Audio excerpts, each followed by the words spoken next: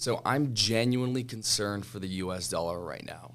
I mean, with everything going on in the last couple of years, with all the monetative easing, aka fancy way of saying the Federal Reserve printing money, with all the money that's been pumped into the economy, it's kind of crazy to see how other countries right now, how we recently had Russia and China that gathered. It wasn't on the news anywhere around here, right? Fox didn't cover this. We didn't see CNN cover it. No media, nobody really here in the U.S. when it came to our big medias cover this news. But there was a pretty big 3-day board meeting where we had the Chinese president flew out and met with Putin, and they sat down and signed more than several contracts together over the course of 3 days. We have Saudi Arabia saying, hey, look, we're no longer going to use the petrodollar. We now are thinking about using the Chinese yuan when it comes to buying and selling oil. This is huge. I mean, when it comes to the U.S., we were always known as a global power, really simply because the U.S. dollar was the world-renowned currency. Other countries, whenever they traded goods and services, they would trade using the petrodollar, aka the US dollar. Whether it was country X with country Y, it doesn't matter. If America was or was not involved, they would use that dollar. Well, now we're having a lot of countries take a step back and say, okay, well, if we're not going to be trading oil in the US dollar, that's going to be a huge blow and huge hit for our economy. So I think Ray Dalio, billionaire, said a lot of things about this when it comes to the actual devaluation of our dollar, of the U.S., just because it was printed so much.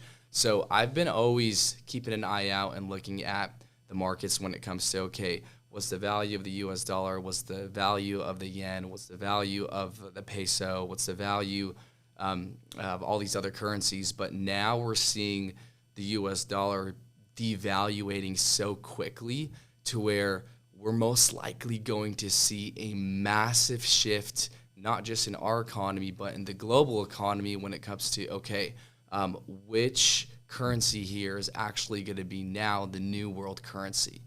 I believe Verdalio said that every 93 to 100 years is when we have a major shift in power. Ever since President Nixon took the dollar off the gold standard in 1971, that was supposed to be a short-term play, right?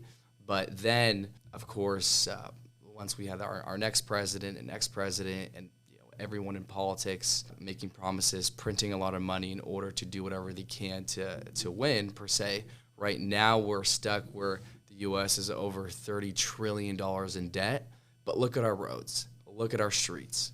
It's one thing if we were in debt in our roads, our streets, our buildings, our airports, our commercial buildings, everything was beautiful, but it's not. So it's almost like, where did a lot of this money go? And at the same time, seeing these huge power pushers when it comes to global economies, when it comes to countries, how they're shifting away from the U.S. dollar because they're now, I mean, everyone knows the value of it went down dramatically, but now the trust of that dollar is going down. So if we're seeing higher inflation, meaning, hey, the cost of these goods are going up, yes, it's not only because of the amount of money that was printed, but it's more so because our dollar is losing so much value.